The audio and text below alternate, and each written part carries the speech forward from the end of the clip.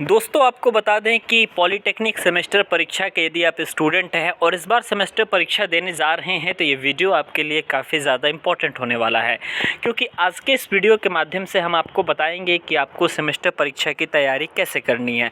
आपको मैं बता दूं सिर्फ और सिर्फ 1 महीने का समय या फिर उससे भी कम का समय रह गया है और इतने टाइम में ही आपको सेमेस्टर परीक्षा की तैयारी करनी है। तो ये वीडियो उन टॉपिक्स पर होगा कि क्या क्या चीज़ों को कवर करना है सेमेस्टर परीक्षा में, क्या क्या चीज़ें को छोड़ देनी है कि क्यों, क्या क्या ऐसी चीज़ें हैं जिसको हमको पढ़ना नहीं है, और साथ ही साथ ऐसी कौन कौन सी स्ट्रेटजी है जिसको अपना करके हम सेमेस्टर परीक्षा में काफ़ी अच्छा स्कोर कर सकते हैं। दोस्तों आपको बता दें सेमेस्टर परीक्षा बोर्ड परीक्षा की तरह नहीं होता कि आपको पूरे 1 साल का समय मिलता है। आप लोग को खुद ही समझ में आ गया है कि अगर दिसंबर के लास्ट वीक में या जनवरी का फर्स्ट वीक में एग्जामिनेशन हो रहा है तो आपको कितने दिन का समय मिल रहा है। तो इस बात की आप समझ रखिए और यहाँ पर देखिए क्या क्या चीज़ें आपको पढ़नी है।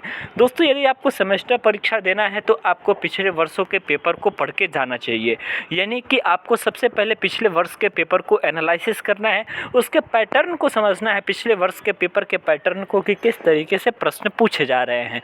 पैटर्न को समझने से मतलब मेरा ये है कि आपको पहले देखना है कि उसमें थ्योरी कितने नंबर का पूछा जा रहा है, इसके साथ ही साथ उसमें न्यूमेरिकल सेक्शन कितने नंबर के पूछे जा रहे हैं, उसी अनुसार से आपको तैयारी करना है। ठीक है, इसके अलावा मैं आपको बता दूं कि उत्तर लिखने की आपको जो है सबसे ज़्यादा से ज़्यादा प्रैक्टिस करना है। ठीक है, मैं ये बात इसलिए कह रहा हूं क्योंकि आप देखते होंगे कि इंटरमीडिएट करके काफ़ी सारे स्टूडेंट्स आते हैं और वो अच्छी तरीके से उत्तर नहीं लिख पाने के कारण वो अच्छे से अपने आंसर को रिप्रेजेंट नहीं कर पाते हैं, तो वो उनका जो है फर्स्ट सेमेस्टर में बैक लग जाता है। बैक क्यों लगता है? ऐसा इसलिए बैक इसलिए नहीं लगता कि उनको आता नहीं है, बैक इसलिए लग जाता है क्योंकि उनके जो आंसर राइटिंग की टेक्निक है, ये जो टेक्निकल बोर्ड है उसके अकॉर्डिंग फिट नहीं बैठती है।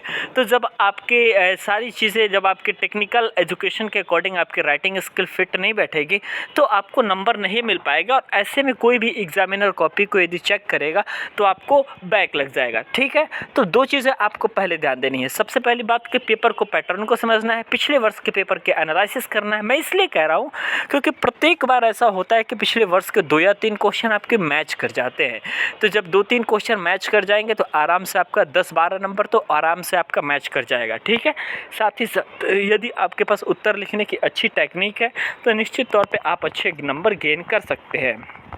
इसके अलावा मैं आपको बता देता हूं कि आपको क्या करना है कि जैसे कि बोर्ड परीक्षा में आप लोग देखते होंगे कि जितना ज़्यादा से ज़्यादा कॉपी लिखे या फिर आंसर लिखे तो आपको नंबर मिल जाते थे, लेकिन इसमें क्या होता है कि यदि आप चीज़ों को डायग्रामेटिक रिप्रेजेंटेशन के द्वारा नहीं समझा रहे हैं, एग्जाम्पल दे करके नहीं लिख रहे हैं, इसके अलावा आपके कॉपी की पेजेस नहीं भर रही हैं, तो आपको मैं बता दूँ कि नंबर नहीं मिलता है। सिंपल सी बात है कि आपका आंसर जो होना चाहिए 1.5-2 पेज से कम का आंसर 5 नंबर के क्वेश्चन का नहीं होना चाहिए, नहीं तो आपको नंबर नहीं मिलेगा। इसी तरीके से सेमेस्टर परीक्षा में होता है। काफ़ी सारे स्टूडेंट ये कहते हैं कि सेमेस्टर परीक्षा में हमारे नंबर नहीं मिले लेकिन मैंने अच्छा कंटेंट लिख के आए थे।